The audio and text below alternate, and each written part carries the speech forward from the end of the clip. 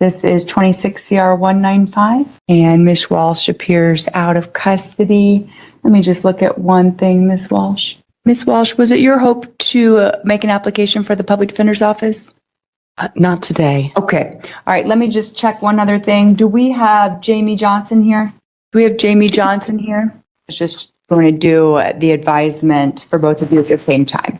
All right. So let me go back to your case, Ms. Walsh. I'm going to give you an advisement, and at the end, I will ask you how you would like to proceed with the case. Okay?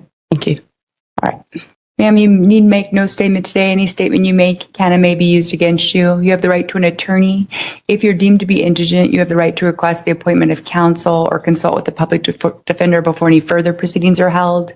Any plea that you make must be voluntary and not the result of any undue influence or coercion. You have the right to bond in this case, and in fact, you're out of custody.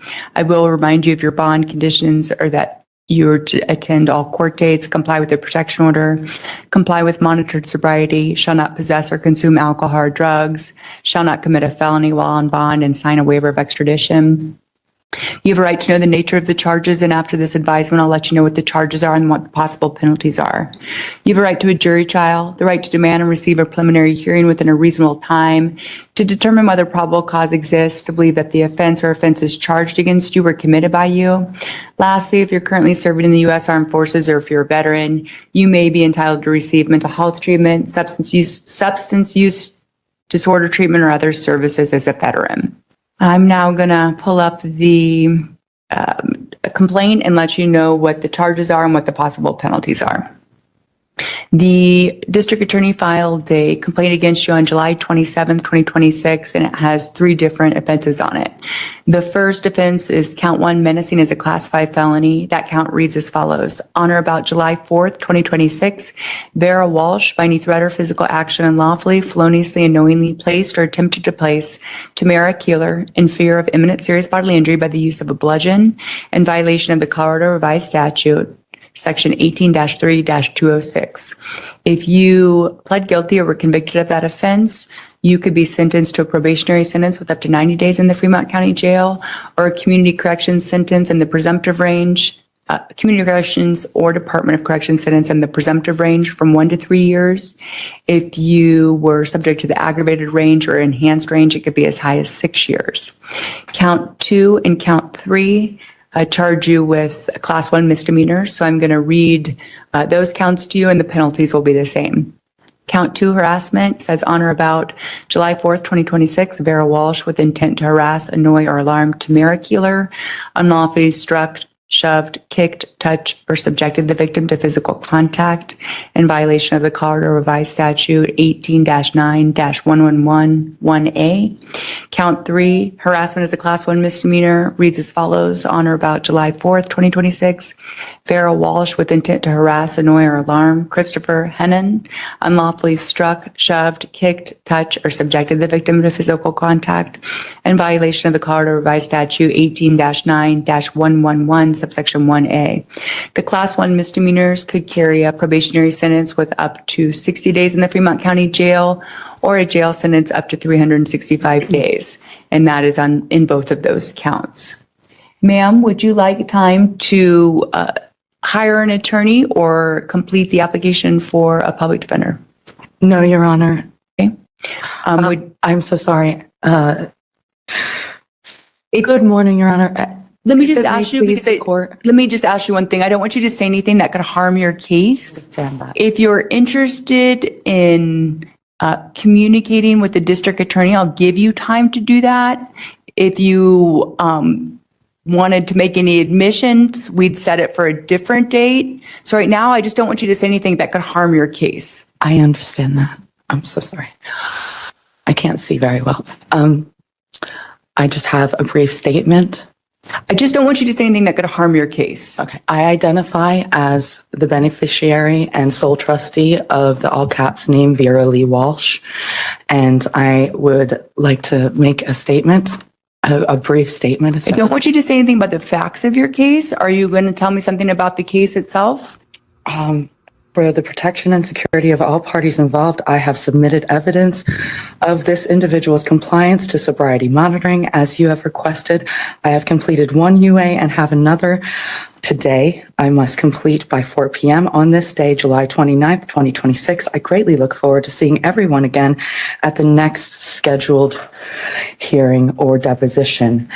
I am an American.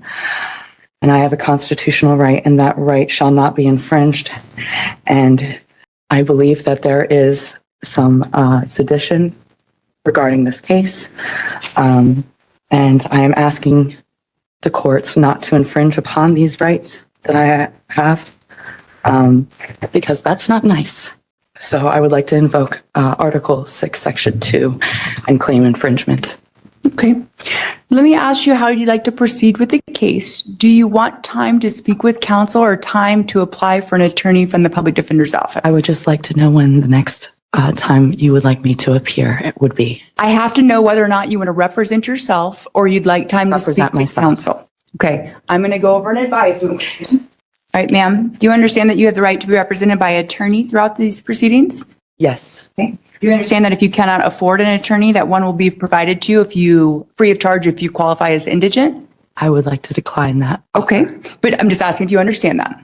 I do not understand it because I've made it very clear that when I was incarcerated on the 20th, that Just asking if you understand that you have a right to have an attorney on this I do case. not speak legalese. I just know what the law is. Okay. Do you understand that you have a right to have an attorney in this case? Yes. Okay. And that if you qualify as indigent, that the court would provide an attorney to you free of charge? Yes, Your Honor. All right. Do you understand the charges against you? I understand you might disagree with them, but do you understand the charges that I just read to you and the possible penalties? Yes. Do you have any legal training?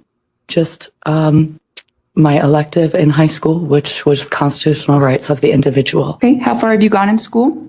I have my GED and I have, acquired many skills throughout my 41 years on this land. Okay. Are you under the influence of any drug? No, Your Honor. All right. Do you wish to consult with an attorney before you make the decision to waive counsel and represent yourself? No. Do you understand criminal law is a complicated area and that an attorney trained in this field could be of great help in preparing and representing your defense? I'd prefer to stick with the advisors that were appointed to me by the court. Okay. And I'm not sure what you're referring to, advisors appointed to you by the court. I have some evidence to submit if Do you have an attorney in a separate case? I do not, but Fremont, I've been in touch with Fremont County, Mr. James Connell, I believe, and also Lisa, I have the name here. Lisa Hoggerson. Okay. I just have to make sure you have no certain rights before I accept your waiver of counsel. So I'm going to keep going over this with you.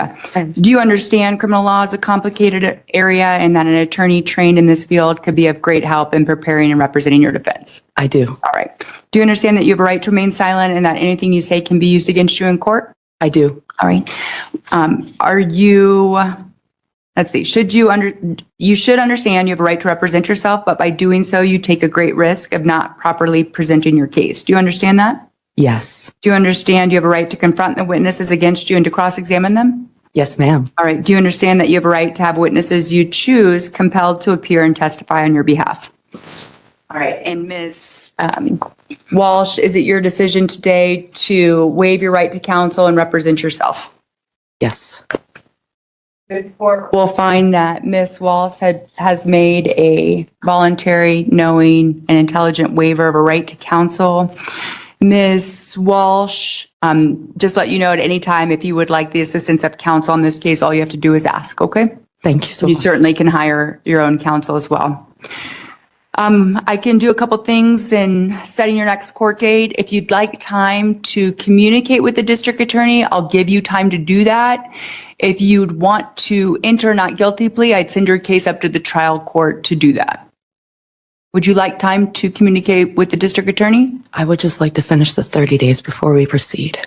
Okay, the options are you can have time to communicate with the district attorney about your case. Yes, Or I can that's send fine. your case up to the trial court to enter not guilty plea and start fighting the charges. I would like to, the Time to- first option. Time to Please, I'm communicate so with the sorry. district attorney, you all right? You'd like time to speak with the district attorney? Yes. All right. If we can schedule time, it's not the best time right now because All right, let me check with the district attorney. If Ms. Walsh wanted to meet with you, what would be a good time for her to do that? Thursday. Tomorrow. Ms. Walsh, can you meet with the district attorney tomorrow? next week would be better. Is there a time next week you can meet with her? Thursday morning, Next Thursday? next week, 10 o'clock at the district Yep, not tomorrow. Dinner with yourself. She can't cancel that again. attorney's office on the second floor. Ms. Walsh, would you be able to meet August 6th at 10 a.m. at the district attorney's office? I am if someone could please provide me with the address. It's right, if you walk out of this courtroom to the left. So second floor of the courthouse. Oh, beautiful. Just Thank right you. there, yeah. All right, but that date and time works for you? Yes. All right, so that's, and that's where you also get the discovery in your case. So any police reports, body worn cameras, any kind of evidence that the state's trying to use against you, okay? Thank you. All right. So with that, maybe I'll need to set this case out about 30 days for you to get discovery and meet with the district attorney. Let's see. If I set this out on, I can do the morning of Wednesday, August 19th or Wednesday, August 26th, if one of those dates is better for you than another one. They're both Wednesday mornings. The 26th would be best if All right. that's okay. Sure. If I did the 26th at 11 a.m., would that work for the district attorney? Thank you. All right, let's do August 26th at 11 a.m. for a pre-trial conference. And then again, your meeting with the district attorney is August 6th at 10 a.m. Thank you. All right, we'll see you then, Ms. Walsh. I appreciate you. Have a great day. You as well.